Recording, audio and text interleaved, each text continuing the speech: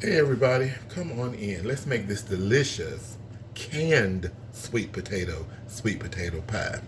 Here I have a can of sweet potatoes. I have drained the water or syrup that was on them off. This is 15 ounces can. I've drained it well. So I'm going to go step by step. All the ingredients would be in the description section under the video. Okay. Now, I'm going to mash these like so. Okay, that only took about 90 seconds. Now, I'll change over to a bigger spoon. Okay.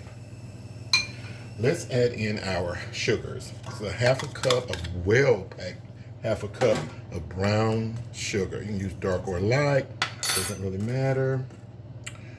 And I'll put in a half a cup of regular white granulated sugar. 1 tablespoon of milk. Evaporated milk is the best to use for this recipe. 1 teaspoon of all-purpose flour. 1/4 teaspoon of salt. 1 teaspoon of cinnamon powder. And a half teaspoon of nutmeg. And this is where you can change it according to how you like it. Just to say, for example, if you don't like nutmeg, you prefer to have cloves, use cloves instead. Just switch it around, change it around, make it with the flavors that you like to taste. That's the only way to do it, unless you're making it for someone else. Now, I'm putting in a half cup of browned butter. This makes this pie absolutely delicious. You can use regular butter or unbrowned butter, I should say. You can definitely use that. It is not a problem. And the more of the sediment, crumbs, burnt part, whatever you want to call it, that you have, and you put all those crumbs in your pie or whatever you're making, you will enjoy it more. Trust me on that one. Okay, now let's give this a good mix.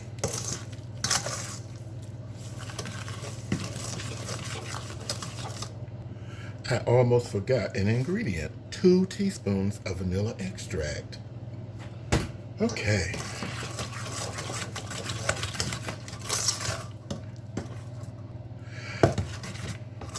I don't mind my sweet potato pie being a little chunky, but if you want yours smoother, the texture to be smoother, you can run your potatoes through a food processor or using an electric cake mixer, perfectly fine. At this point, the last thing we're going to put in here is 2 eggs. However, this is also the point where you want to taste what you've created already and see if you like it. Oh, good Lord. Ooh. So you taste it. That brown butter, I'm telling you. So you taste it and see if you like it. And if you might want to add, this would be the point where you might want to add a little bit more spice or whatnot. Totally up to you. So the last thing you want to put in is your eggs. I'm going to get them well incorporated into the mix. And I'm using a store-bought pie crust for this pie. I'm telling you, oh my goodness. That brown butter is no joke, people. So delicious.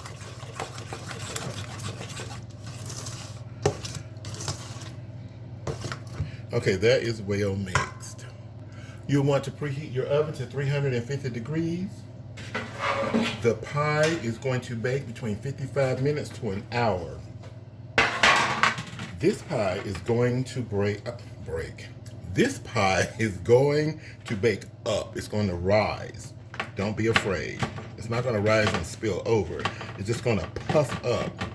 And when the pie's finished baking, when you take it out of the oven, as it cools, the pie will deflate and become normal looking as regular pie. Okay. I like to put a few holes in there to help with the steam. There will be some steam. Now, I wish you could taste this. It's just so good. This recipe works with, potatoes that you have that you cook, baked or boiled. It just would take you having to cook the potatoes. This is a quick, easier version. Okay, into the oven we go. Y'all, the pie has baked. It is cooled. I am giving it a taste. I know it was good. I tasted the actual batter.